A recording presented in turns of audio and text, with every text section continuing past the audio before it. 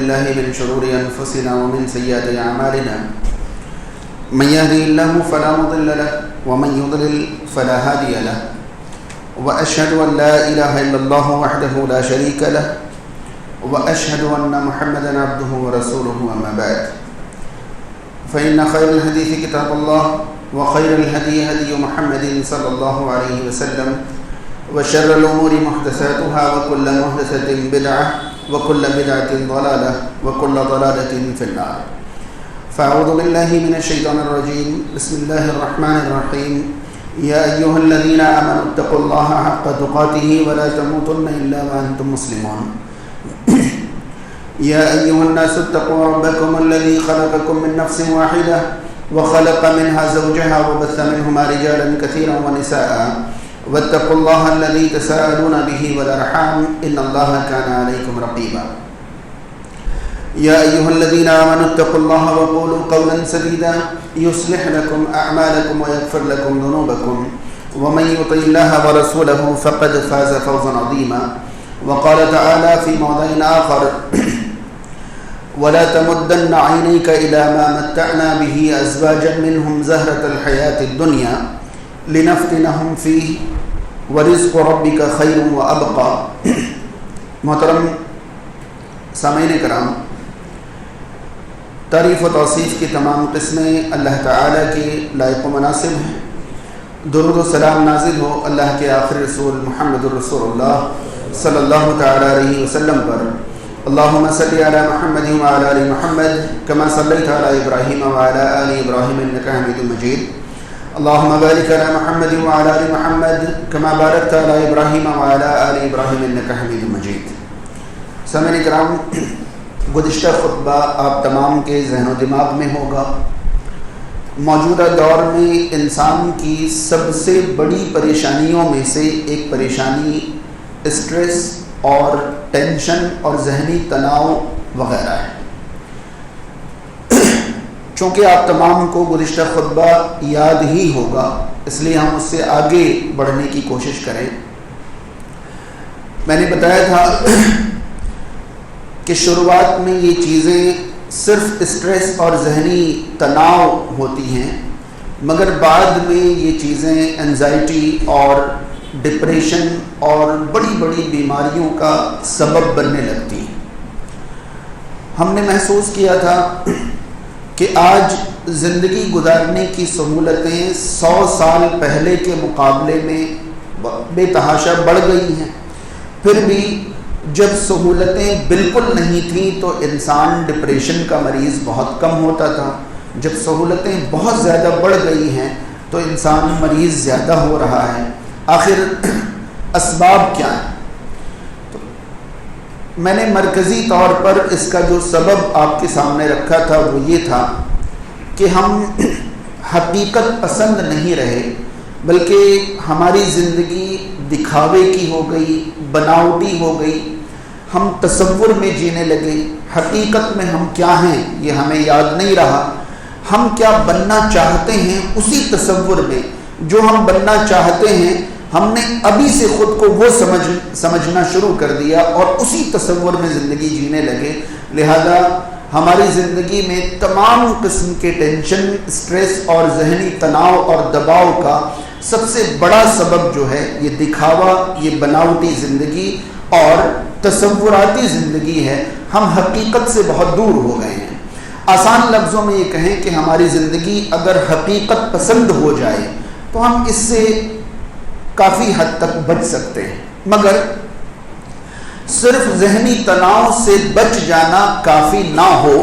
اس لیے میں نے آپ کے سامنے کچھ اصول رکھے تھے کہ اگر اسلامی اعتبار سے، شرعی اعتبار سے چند اصولوں کو ہم اپنا لیں تو یہ ذہنی تناؤ اور دباؤ تو دور کی چیز ہے، ہماری زندگی انتہائی خوشگوار اور انتہائی بہترین ہو جائے گی.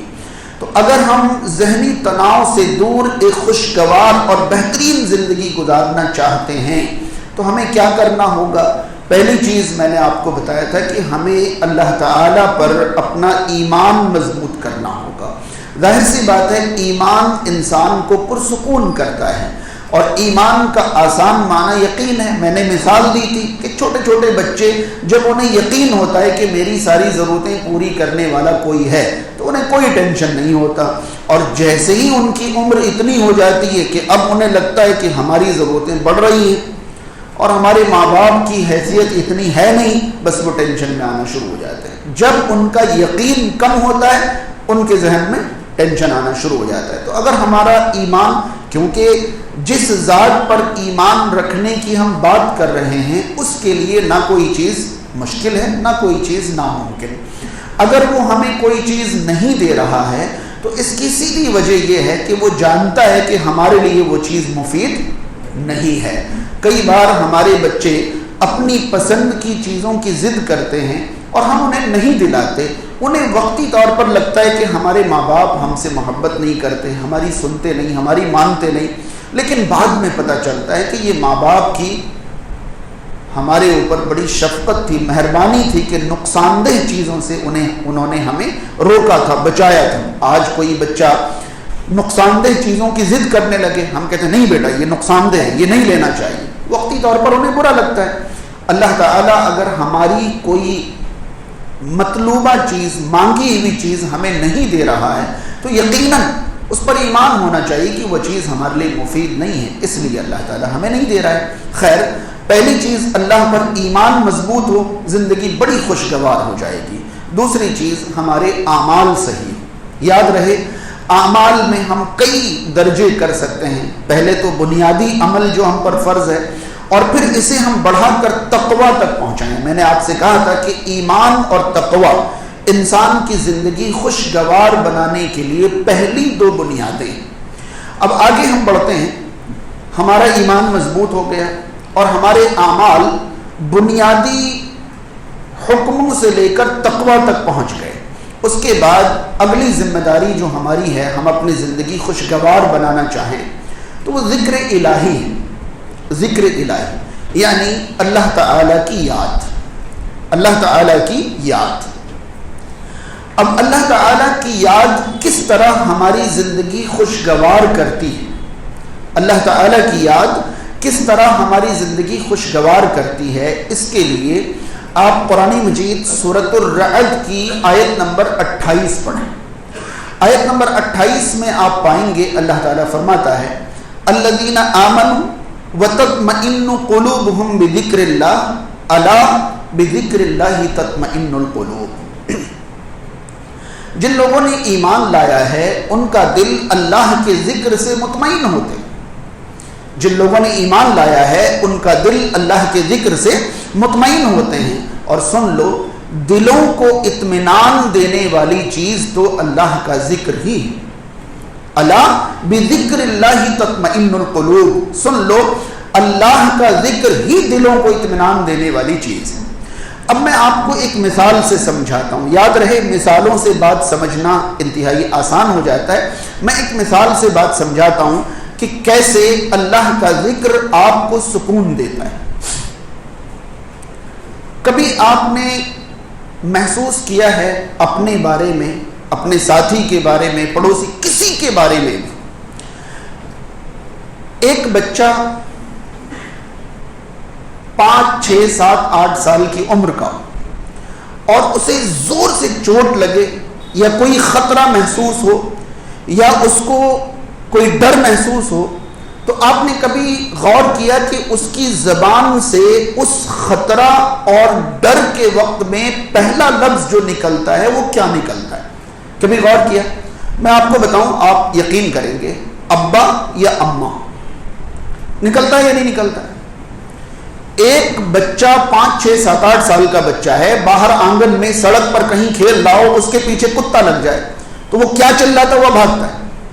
ہاں بھائی کیا نکلتا ہے اس کے منہ سے؟ ابا یا اماں. ظاہر سی بات ہے ماں باپ کا نام اس کی زبان پہ آتا ہے. یہ اس بچے کو کسی مدرسے میں پڑھایا گیا، کسی اسکول میں پڑھایا گیا، یا یہ اس کی فطرت ہے؟ کیا ہے یہ؟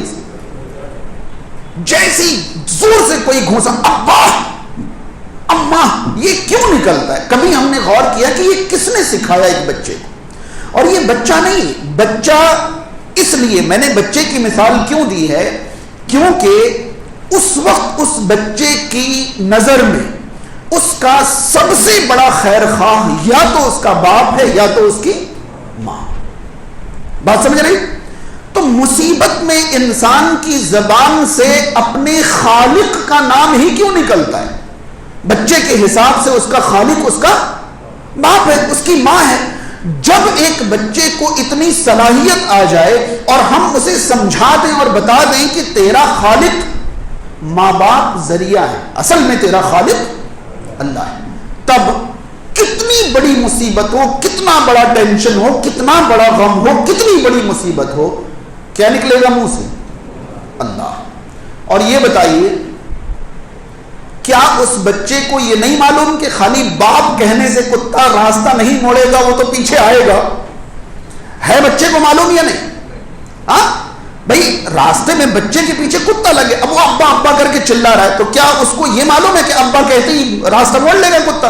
اسے پتا ہے کہ پھر بھی یہ پیچھے آئے گا، مگر وہ ابا ابا اس لیے کہہ رہا ہے کیونکہ اسے لگ رہا ہے کہ میری اس مصیبت میں مدد کرنے والی سب سے پہلی ذات جو ہے وہ یا تو میرا باپ ہے یا تو میری ماں. یقین مانے یہ انسان کی وہ فطرت ہے جب اسے 1000% یقین ہو کہ مجھے بچانے کے لیے یہاں میرا ماں باپ نہیں آئے گا، تب بھی اس کے منہ سے ماں اور باپ ہی نکلتا ہے. بات سمجھ رہے؟ آپ کسی کو جنگل بیابان میں لے جا کے مارے تب بھی وہ منہ سے کیا نکالے گا؟ ابا اما ہی نکالے گا. کیوں؟ کیونکہ وہ اسے خالق سمجھتا ہے.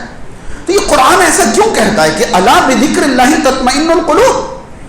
اللہ کا ذکر ہی دلوں کو اطمینان دیتا ہے. مطلب یہ ہے کہ جو آپ کا خالق ہے، مشکل گھڑیوں میں، مصیبتوں میں آپ خالق کو یاد کر کے ہی اطمینان حاصل کر سکتے ہیں. کوئی دوسری ذات کبھی دنیا میں کسی کو مارا گیا ہے خالہ، ہاں کبھی پھپھی، کبھی موسی، کبھی فلاں، کبھی نکلا کسی کے منہ سے؟ کیوں نہیں نکلا؟ کیونکہ وہ خالق نہیں ہے نا.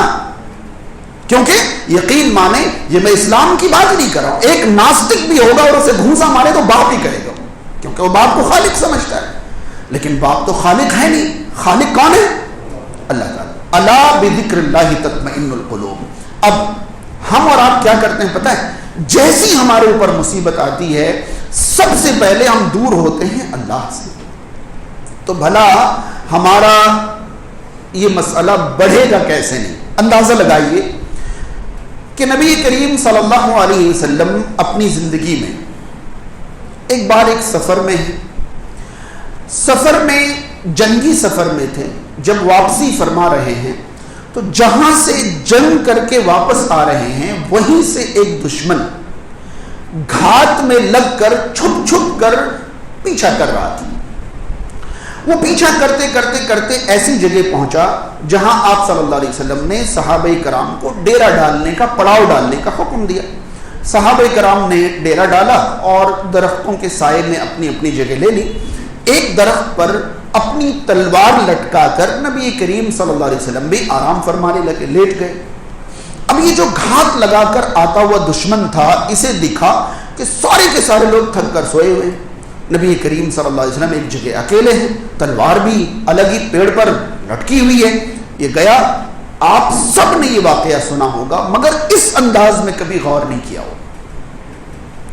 آخر بندہ پہنچا، وہ دشمن پہنچا. پہنچنے کے بعد اس نے تلوار لی، میان سے باہر نکالا، اور باہر نکالنے کے بعد آپ صلی اللہ علیہ وسلم کو اس نے جگایا اور جگا کر پوچھا من یمنعک منی، آپ کو مجھ سے کون بچائے گا؟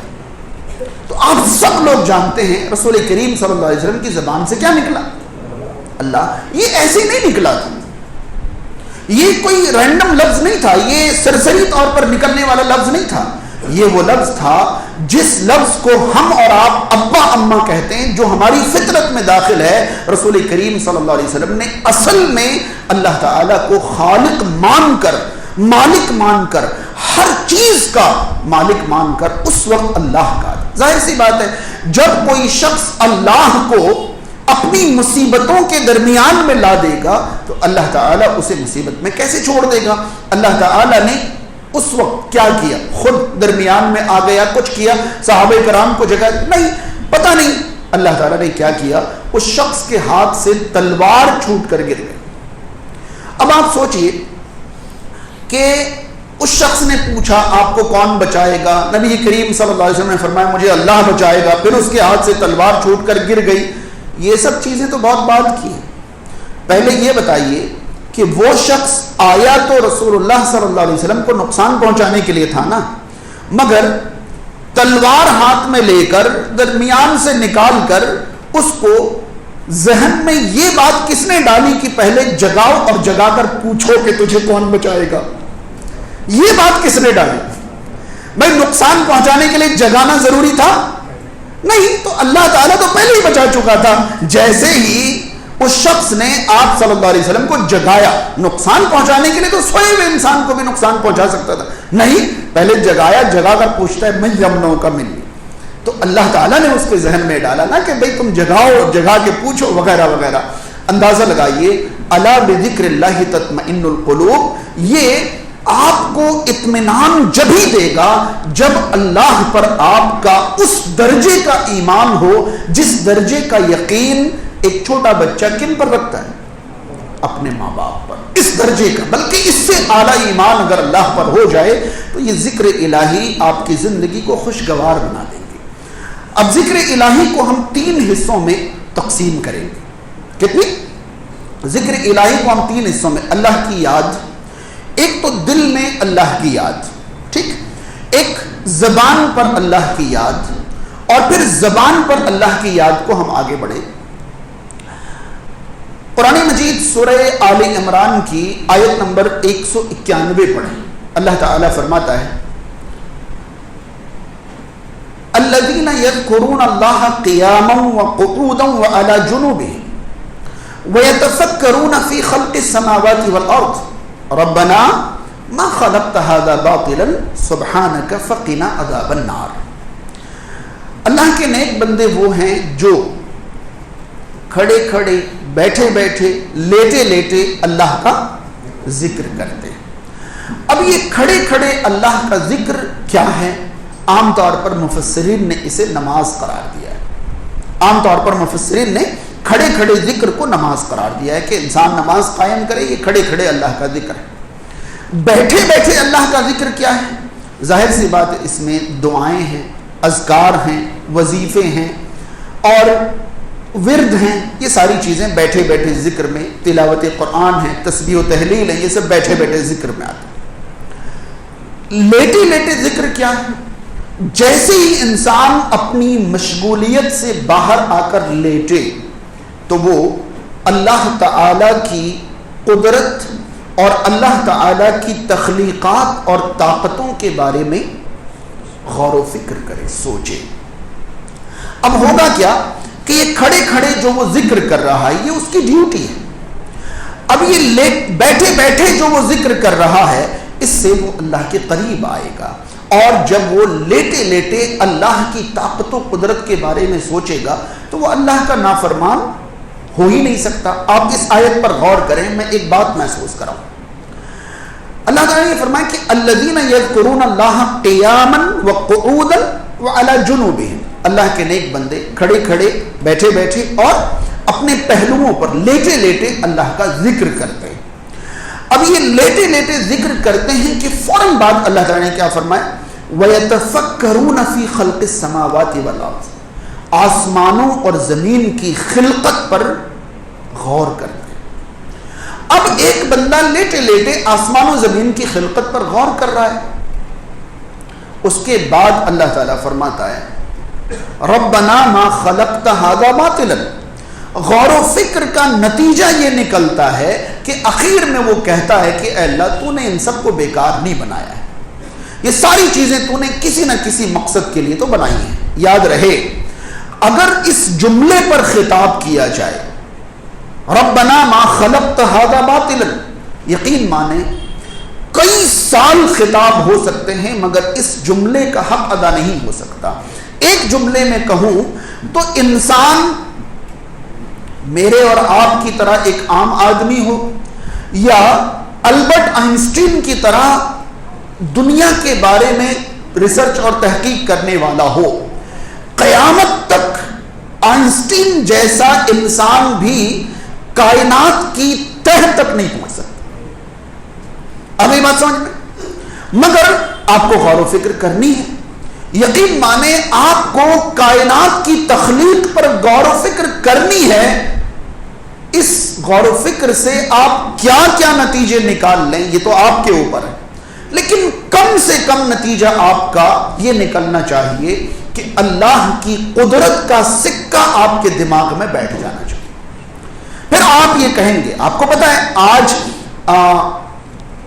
یہ نظام کہکشاں جو ہے، یہ ملکی ویب جو ہے، یہ گیلیکسی سسٹم جو ہے، ایسی اتنی سسٹمز کا پتہ چل چکا ہے، پھر بھی سائنٹسٹ کہتے ہیں کہ ہمیں کائنات کے بارے میں جو معلومات ہے شاید وہ 10% بھی نہ ہو، نہیں معلومات حاصل کر سکتا کوئی مکمل. پھر وہی کیا کہے گا، ربنا ما خلقت ھذا باطلا، اے ہمارے رب تو نے انہیں باطل پیدا نہیں کیا، بیکار پیدا نہیں کیا. تو میرا کام کیا ہے، سبحانک، تیری ذات پاک ہے، فقنا عذاب النار، ہمیں جہنم کے عذاب سے بچا لے. یہ رزلٹ نکلا غور و فکر کا کہ اے اللہ تیری طاقت و قدرت کی انتہا کو میں تو نہیں پہنچ سکتا، ہاں اب مجھے ڈر لگنے لگا ہے تو مجھے جہنم کے عذاب سے بچا لے.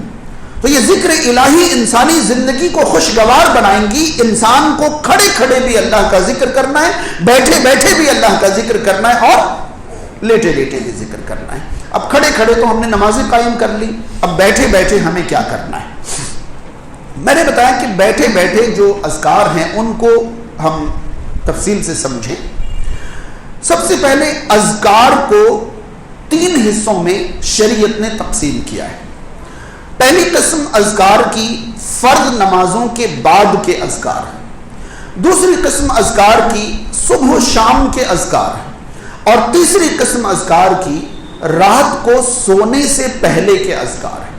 اب اندازہ لگائیے، نمازوں کے بعد ہم اذکار کے عادی نہیں بنے، صبح و شام کے اذکار کے عادی نہیں بنے، رات کو سونے سے پہلے کے اذکار کے عادی نہیں بنے، تو پھر اطمینان قلب ہمیں کہاں سے حاصل ہوگا؟ ہم صبح اٹھ رہے ہیں تو دنیا، رات کو سو رہے ہیں تو دنیا، نمازیں ختم ہوئی سلام پھیرا تو دنیا، نمازوں کے لیے آ رہے ہیں تو دنیا.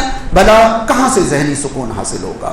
پھر اندازہ لگائیے کہ اگر کوئی شخص ان اذکار کی پابندی کا خیال بھی کرتا ہے تو انہیں یہ بھی سوچنا ہے کہ یہ اذکار ہمیں وہی کرنے ہیں جو رسول اکرم صلی اللہ علیہ وسلم نے سکھائے. فرض نماز کے بعد ہمیں کیا اذکار پڑھنے ہیں، اس پر معاشرے کے 90% مسلمانوں کو کوئی علم نہیں ہے. بس انہیں فوراً سلام پھیرنے کے بعد اللہ تعالیٰ سے اپنی لمبی لسٹ رکھنی ہے یہ یاد رہتا ہے. مگر نبی کریم صلی اللہ علیہ وسلم جو اذکار پڑھتے تھے ان اذکار کی طرف توجہ کم ہے. یاد رہے، صبح شام کے اذکار کی پابندی رسول کریم صلی اللہ علیہ وسلم اور تقریباً تمام صحابہ کرام کرتے تھے، اور جو ان کی فضیلتیں ہیں وہی فضیلتیں گنوانے کی وجہ سے تو ہم ٹینشن میں. بات سمجھ رہے ہیں؟ آپ صلی اللہ علیہ وسلم کا صبح شام کے اذکار کے بارے میں ایک واقعہ میں آپ کو سناؤں. ایک صحابی تھے جن کا میں نام بھول رہا ہوں، جامع ترمذی کی حدیث ہے. جامع ترمذی کتاب العلم کے اندر یہ حدیث ہے، اور غور سے سنیں اور محسوس کریں کہ ہم کیا مس کر رہے ہیں، کیا چھوڑ رہے ہیں. وہ صحابی بہت مشہور صحابی ہیں، غالباً حذیفہ بن یمان رضی اللہ تعالیٰ عنہ تھے. خیر، دمشق کی جامع مسجد میں بیٹھے ہوئے کچھ حدیث سنا رہے تھے، اور جس وقت وہ یہ حدیث سنا رہے تھے تو ان کے جسم کا ایک حصہ پیرالائزڈ تھا، ان کے جسم کا ایک حصہ پیرالائزڈ، مفلوج تھا. یہ جامع ترمذی کی حدیث میں آپ کو بتا رہا ہوں کتاب العلم کے اندر وہ حدیث سنا رہے ہیں. اور پتہ ہے وہ حدیث کیا سنا رہے ہیں؟ وہ کہہ رہے ہیں کہ جو شخص صبح 3 مرتبہ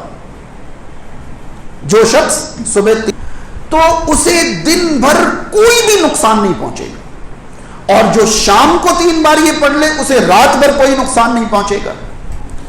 ایک طرف وہ خود پیرالائزڈ ہیں اور حدیث بیان کر رہے ہیں کہ صبح یہ 3 بار پڑھ لو، شام کو یہ 3 بار پڑھ لو، کوئی چیز نقصان نہیں پہنچائے گی.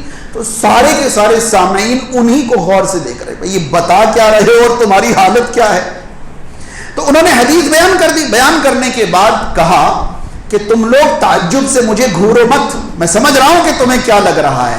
دراصل میرے اوپر اللہ کا یہ فیصلہ نافذ ہونا تھا، تو جس دن مجھے یہ پیرالائز ہوا اس دن میں یہ ذکر کرنا بھول گیا تھا. یہ جامع ترمذی کے الفاظ ہیں. اس دن میں یہ کلمات ادا نہیں کر سکا تھا، تب اللہ نے مجھ پر یہ اپنا فیصلہ نافذ کیا. اب اندازہ لگائیے کہ ہمیں دن رات سیکیورٹی سیکیورٹی سیکیورٹی چاہیے، اور سیکیورٹی کے جو انتہائی مضبوط طریقے ذکر کے طور پر رسول کریم صلی اللہ علیہ وسلم سے وہ ہمیں پتہ ہی نہیں. اب ظاہر سی بات ہے یہ صبح شام کے اذکار ہمارے دل کو اطمینان کب حاصل کرائیں گے؟ جب ہم فجر میں اٹھیں. کیسے اذکار پڑھیں گے؟ کیونکہ صبح کے اذکار کا وقت جو ہے وہ فجر کی نماز کے بعد سے لے کر سورج طلوع ہونے سے پہلے پہلے تک. کیسے اذکار پڑھیں گے آپ؟ شام کے اذکار کا وقت عصر کے بعد سے سورج غروب ہونے سے پہلے پہلے تک. تو اگر انسان ایمان اور عمل کے ساتھ یہ تیسری چیز اور جوڑ لے، کیا ہے؟ اذکار جوڑ لے، تو بھلا وہ پرسکون زندگی کیوں نہیں گزارے گا؟ اس کے بعد ایک ایسی چیز رسول کریم صلی اللہ علیہ وسلم نے ہمیں دی ہے جو آپ صلی اللہ علیہ وسلم کی زندگی میں سب سے زیادہ استعمال میں رہنے والی چیز تھی. آپ پڑھیں گے کوئی بھی، میں آپ کو یہ بھی بتا دوں کہ آپ حصن المسلم، ایاک نستعین، اس طرح کی کتابیں جو باقاعدہ آج کل ایپ کی شکل میں بھی موجود ہیں ان کا استعمال کریں. ان میں اوتھینٹک اور مستند اذکار آپ کو ملیں گے، تمام اذکار کے حوالوں کے ساتھ انشاءاللہ. حصن المسلم، ایاک نستعین، اس طرح کے اپلیکیشن میں آپ کو مستند اذکار مل جائیں گے. آپ پائیں گے کہ صبح شام کے اذکار الگ ہیں، فرض نمازوں کے بعد کے اذکار الگ ہیں، اور رات کو سونے سے پہلے کے اذکار الگ ہیں. مگر اب جو چیز میں آپ کو مثال کے طور پر بتانے جا رہا ہوں وہ ہمیں صبح شام بھی پڑھنے، ہر نماز کے بعد بھی پڑھنے، اور رات کو سونے سے. اب اندازہ لگائیے کہ جو چیز آپ کو اذکار کے طور پر ہر وقت پڑھنی ہے، صبح شام بھی، ہر نماز کے بعد بھی، رات کو سونے کے بعد بھی، وہ کتنی اہم چیز ہوں گی. صحیح بخاری کی حدیث ہے، نبی کریم صلی اللہ علیہ وسلم کو جب بھی کوئی تکلیف پہنچتی، اذا اشتکا رسول اللہ صلی اللہ علیہ وسلم، آپ صلی اللہ علیہ وسلم کو جب بھی کوئی تکلیف پہنچتی تھی تو آپ معوذات پڑھتے تھے. ہم نے ہلکے میں لے لیا ہے. قل هو اللہ احد، قل اعوذ برب الفلق، قل اعوذ برب الناس، ان تینوں کو ملا کر معوذات کہتے ہیں. آپ صلی اللہ علیہ وسلم کو زندگی میں جب بھی کوئی پریشانی آتی تھی آپ معوذات پڑھتے تھے. آپ اذکار کا کوئی بھی اپلیکیشن اٹھا کر دیکھیں، کوئی بھی آرٹیکل پڑھیں، آپ کو ملے گا ہر نماز کے بعد کے اذکار میں آپ کو معوذات پڑھنے ہیں. خاص طور پر صبح اور شام کو جب آپ اذکار پڑھیں گے، فجر کی نماز کے بعد جب آپ اذکار پڑھیں گے، نماز کے بعد والے اور صبح والے، تو آپ پائیں گے کہ اس وقت تو معوذات آپ کو 3 مرتبہ پڑھنی ہے تاکہ سرکشا کوچ آپ کا زیادہ مضبوط ہو جائے. مغرب کے بعد جب آپ اذکار پڑھیں گے تو آپ کو معوذات 3 مرتبہ پڑھنی ہے، مگر ظہر کے بعد 1 مرتبہ، عصر کے بعد 1 مرتبہ، عشاء کے بعد 1 مرتبہ، فجر اور مغرب کے بعد 3 مرتبہ. یہ معوذات ہیں، یہ ہمیں ذہنی سکون دیتے ہیں، یہ ہمیں اللہ تعالی سے مضبوط تعلق کراتے ہیں، اور یہ چیزیں اللہ رب العالمین کی طرف سے ہماری حفاظت کا انتظام کراتے ہیں. مگر صبح شام کے اذکار، نمازوں کے بعد کے اذکار اور رات کو سونے سے پہلے کے اذکار ہماری زندگی کا حصہ نہیں ہیں. تو بھلا ہم اور آپ ذہنی تناؤ میں، ڈپریشن میں، انزائٹی میں، ان سب چیزوں میں نہیں جائیں گے تو اور کدھر جائیں گے؟ اس کے بعد بیٹھے بیٹھے ذکر میں اگلی چیز ہم لیتے ہیں وظائف کو. یقین مانیں آج کی دنیا میں جو وظائف کی فیکٹری کھلی ہوئی ہے، الامان والحفیظ، اللہ تعالیٰ بچائے، آپ تو یوٹیوب کھولیں اور کسی بھی مشکل کا وظیفہ لکھ دیں، کمائی کا وظیفہ، اولاد کا وظیفہ، شادی کا وظیفہ، اچھے رشتے کا وظیفہ، فلاں کا وظیفہ دیکھ لیں. وظیفہ کے نام پر آپ کو اتنی بڑی چیزیں ملیں گی. یقین مانیں کچھ چیزیں آپ کے ذہن میں ہونی چاہیے. اللہ کے رسول صلی اللہ علیہ وسلم نے صبح شام نمازوں کے بعد رات کو سونے کے بعد کے جو اذکار ہمیں دیے ہیں، اس کے علاوہ مخصوص موقعوں کے اذکار بھی رسول کریم صلی اللہ علیہ وسلم نے سکھائے. مخصوص موقع جو ہماری زندگی میں خاص موقع آ سکتے ہیں، ان مواقع کے اذکار بھی رسول کریم صلی اللہ علیہ وسلم نے سکھائے. بدقسمتی سے بڑا افسوس ہوتا ہے، بلکہ یہ کہیں کہ اندر سے غصہ آتا ہے، جب بھی آپ انہی موقعوں کے اذکار نیٹ پر سرچ کریں تو مجال کی کوئی آپ کو مسنون ذکر بتا دے. جی نہیں، ایسا لگتا ہے کہ رسول کریم صلی اللہ علیہ وسلم نے جو چیز دی وہ تو کسی کے کام کی ہے ہی نہیں. جب تک ہم اپنے لیبورٹریز میں، جب تک ہم اپنے ریسرچ سینٹر میں، تحقیق سینٹر، تجربہ سینٹر میں نہیں بیٹھ کے نئے نئے وظائف بنائیں، تب تک کسی کام ہی نہیں آئیں گے. رسول کریم صلی اللہ علیہ وسلم نے ہر موقع کے اذکار اور وظائف سکھائے ہیں، مگر وہ امت کو نہیں معلوم. حیرانی ہوگی آپ کو کہ نبی کریم صلی اللہ علیہ وسلم کی سکھائی ہوئی چیزیں تقریباً معاشرے سے ختم ہو چکی ہیں، اور جو آپ صلی اللہ علیہ وسلم نے نہیں سکھائی ہیں ان کی عادت تقریباً ہر کسی کو لگ گئی. کیسے لگ گئی؟ کہاں سے لگ گئی؟ آپ کو پتا ہے نا، گھر کی حفاظت کے لیے تالی بجانے کا لفظ آپ کے لیے نیا ہے نیا. میں رات کو کچھ پڑھ کے تالی بجے، اب رسول کریم صلی اللہ علیہ وسلم تو یہ نہیں سکھایا. تو کیا آپ صلی اللہ علیہ وسلم نے گھروں کی حفاظت کے لیے کچھ بھی نہیں سکھایا ہوگا؟ ہاں، جو سکھایا تھا وہ کہاں گیا، اور اس کے بدلے یہ کیوں رائج کیا گیا؟ خیر، پھر سے میں کہتا ہوں، اگر بناوٹی وظیفوں پر خطبے دیے جائیں تو پھر کئی سال نکل جائیں گے. آسان لفظوں میں آپ کو کہوں کہ وظیفہ کے نام پر کوئی بھی چیز یہ سن کر آپ دھوکے میں نہ آئیں کہ قرآن کی آیت ہی تو ہے، اللہ کا ذکر ہی تو ہے، اللہ کا کلام ہی تو ہے. آپ کو پتہ ہے، آپ کو ہر کام کے لیے کچھ وظیفے ایسے بتائے جائیں گے کہ اللہ تعالی کی صفات کو اس ٹائم اتنے بار پڑھیں. کبھی سنا آپ نے یا ودودو یا ودودو یا ودودو؟ مجھے بتائیے، دنیا کا کوئی بھی عالم دین یہ بتائے کیا اللہ کے نام کی تسبیح رسول کریم صلی اللہ علیہ وسلم کا طریقہ ہے؟ نہیں آئی بات سمجھ؟ اللہ کے نام کی تسبیح آپ یا ودود ہو، یا غفور ہو، یا رحیم ہو، یا مالک ہو، یا فلاں کرواتے ہیں نا آپ سے، آپ کر رہے ہیں. مجھے بتائیے کیا کسی صحابی نے کبھی اللہ اللہ اللہ اللہ اللہ کبھی نام کی تسبیح کی ہے؟ نہیں. کس چیز کی تسبیح کی ہے؟ اللہ کی ذات کے بارے میں 4 چیزیں تسبیح کہلاتی ہیں. اللہ کی ذات کے بارے میں 4 چیزیں تسبیح کہلاتی ہیں. اچھی طرح سن لیں، یہ 4 چیزیں کیا ہیں؟ اللہ کی ذات کو ہر عیب سے پاک قرار دینا، یہ تسبیح ہے. اس کے لیے ہم کیا کہتے ہیں؟ سبحان اللہ. یہ کم سے کم تسبیح ہے، سبحان اللہ. اب دیکھیے، اللہ یہ تسبیح نہیں ہے، بلکہ اللہ کی ذات ہر عیب سے پاک ہے، یہ تسبیح ہے. یعنی کہ اللہ کی جو تسبیح ہوتی ہے وہ 4 قسم کی ہوتی ہے. پہلی تسبیح اللہ کو ہر عیب سے پاک قرار دینا، اور اس کی معمولی شکل سبحان اللہ ہے، اور بڑی شکلیں سبح قدوس رب الملائکۃ والروح ہے نا، اور سبحان ذی الملک والملکوت، اور ہر وہ لفظ جو سبحان اور صبح سے شروع ہو وہ تسبیح ہے. یہ تسبیحات ہیں، مگر کوئی بھی ایسی تسبیح کائنات میں کوئی ڈھونڈ کر نکالے کہ رسول اللہ صلی اللہ علیہ وسلم یا صحابہ کرام نے اللہ کے نام یا اللہ کی صفت کو تسبیح کے طور پر ورد کیا ہو، کبھی بتائیں؟ آگے کیا ہے؟ ہم اللہ کی تعریف کریں، یہ تسبیح کی دوسری قسم ہے. اس کے لیے سب سے معمولی لفظ ہے الحمدللہ. ایک تھا ہم نے اللہ کی تسبیح بیان کی سبحان اللہ، ہم نے اللہ کی تحمید بیان کی، حمد بیان کی الحمدللہ. اب ہر وہ لفظ جو حمد سے شروع ہوتا ہو وہ تحمید ہے، وہ اتنی بھی ہو سکتی ہے، اتنی بھی، اور بہت بڑی بڑی بھی ہو سکتی ہے. بات سمجھ رہے ہیں؟ اس کے بعد اللہ تعالی کی تسبیح کی تیسری شکل ہے اللہ تعالی کی الوہیت بیان کرنا. کیا بیان کرنا؟ الوہیت، یعنی اللہ کا معبود ہونا بیان کرنا. اور یہ ہے لا الہ الا اللہ. یہ سب سے معمولی لفظ ہے. اس کے بعد لا الہ الا اللہ وحدہ لا شریک لہ، اور جتنے بھی لا الہ الا اللہ والی تسبیحات ہیں یہ سب اللہ کی تحلیل ہیں.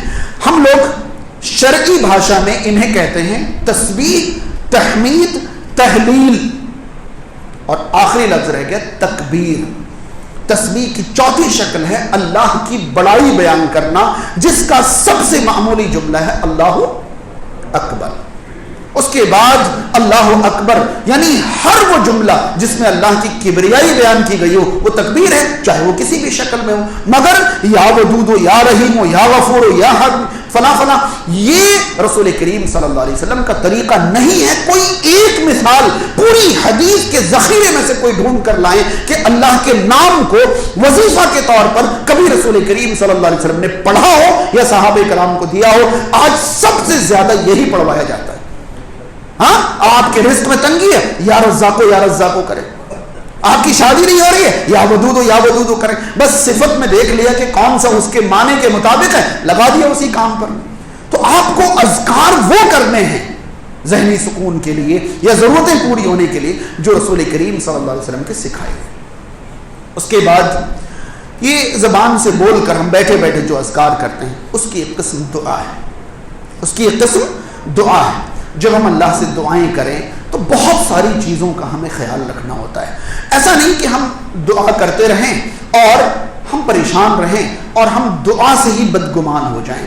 سب سے پہلی چیز ذہن میں رہے کہ دعا جو ہے اللہ تعالی سے جب آپ کریں گے تو دعا کرنے سے پہلے ایک بات آپ کے دل میں رہے، وہ یہ کہ آپ کی دعا اگر اللہ کی ناراضگی کی دعا نہیں ہے تو وہ ہر حال میں قبول ہوگی.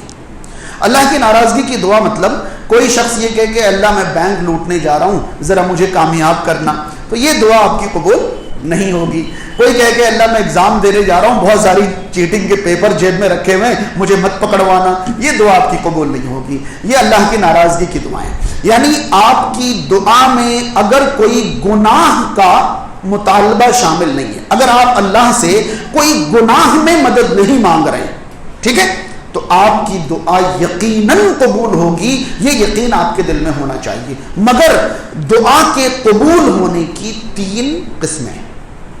ہم ایک ہی قسم پر اٹکے ہوئے ہیں اور پریشان رہتے ہیں.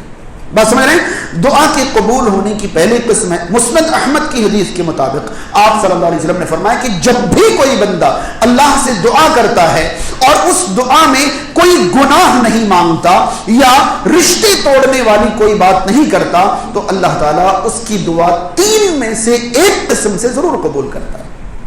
پہلی قسم یہ ہے کہ جو وہ مانگ رہا ہے اللہ تعالیٰ اس کو وہی دے دے. دوسری قسم یہ ہے کہ جو وہ مانگ رہا ہے اللہ تعالیٰ کو اس کے لیے وہ چیز مفید نہ لگے، بہتر نہ لگے، تو اللہ تعالیٰ اسے وہ نہ دے بلکہ اس کے بدلے میں کوئی نقصان دور کر دے.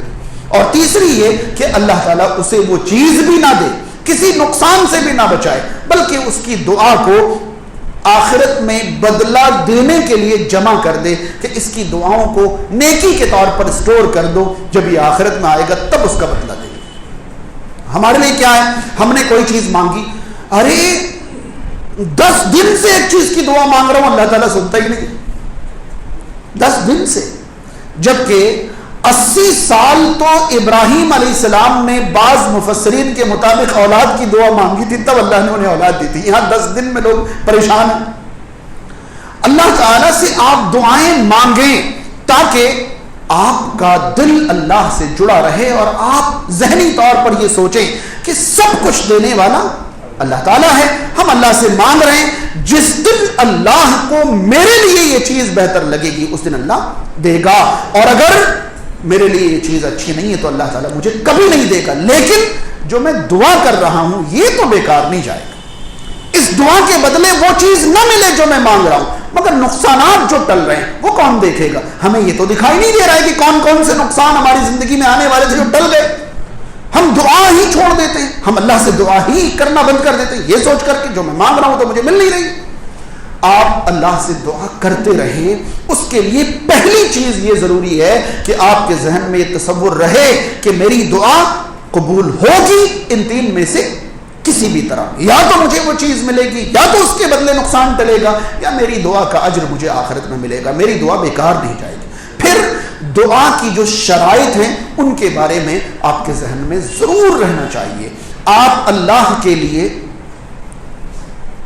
دعا مانگنے سے پہلے آپ کے ذہن میں یہ ہونا چاہیے کہ آپ اللہ کے لیے کیا کر رہے ہیں.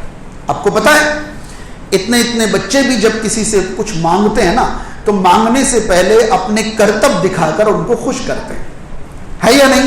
ابھی اتنے بچوں کے دلوں میں یہ ٹرک کس نے ڈالے؟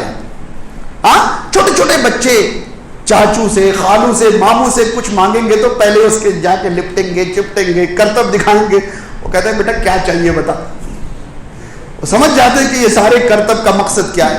تو کبھی آپ غور کریے کہ آپ ہاتھ پھیلا کر اللہ سے مانگ رہے ہو کہ پورا ملک دے دے, پوری دنیا دے دے. کبھی یہ بھی سوچا ہے کہ آپ نے مانگنے سے پہلے رب کے لیے کیا کیا ہے, اس پر بھی غور کیا؟ یاد رہے ہمارے ایک استاذ تھے, وہ کہا کرتے تھے کہ صحابہ کرام کے زمانے کے اور آج کے مسلمانوں کے درمیان بہت سارے فرق میں سے ایک فرق یہ ہے کہ صحابہ کرام اللہ کے لیے کرتے بہت کچھ تھے, مانگتے بہت تھوڑا تھے.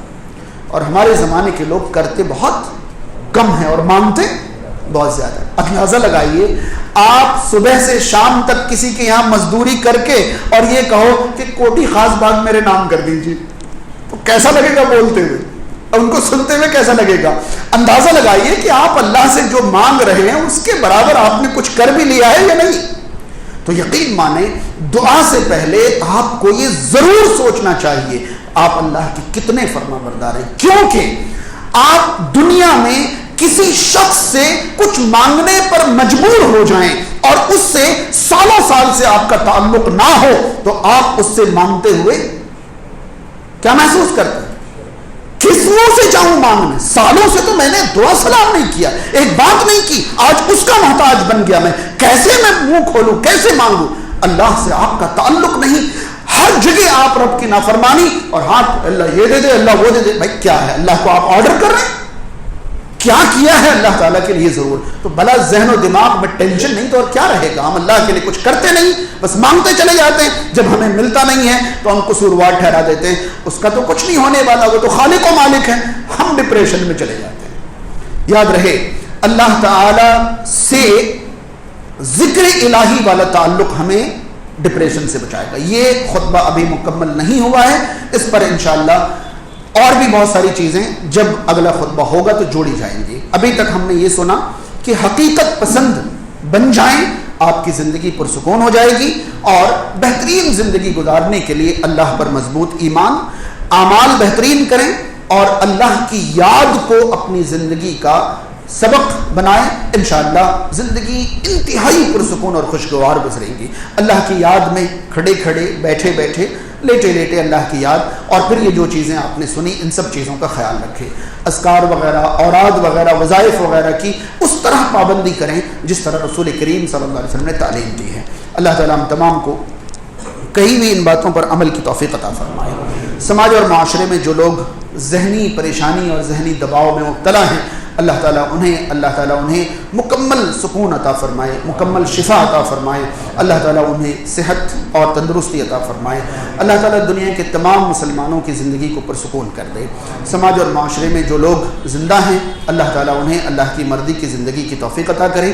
جو دنیا سے جا چکے ہیں, ہمارے بھائی ہیں یہاں قریب میں جن کی دکان ہے, ان کے والد کا فی الحال انتقال ہوا ہے, انہوں نے خاص طور پر مغفرت کی دعا کی گزارش کی ہے. اللہ تعالیٰ ان کے لیے اور جو بھی دنیا سے جا چکے ہیں ان سب کے لیے اللہ تعالیٰ مغفرت فرمائے. دنیا میں جہاں کہیں بھی مسلمان جس طرح کی بھی پریشانی میں ہوں اللہ تعالیٰ ان سب کی پریشانیوں کو دور فرمائے. اقول قولی ھذا استغفر اللہ لی و لکم ولسائر المسلمین والحمد للہ رب العالمین.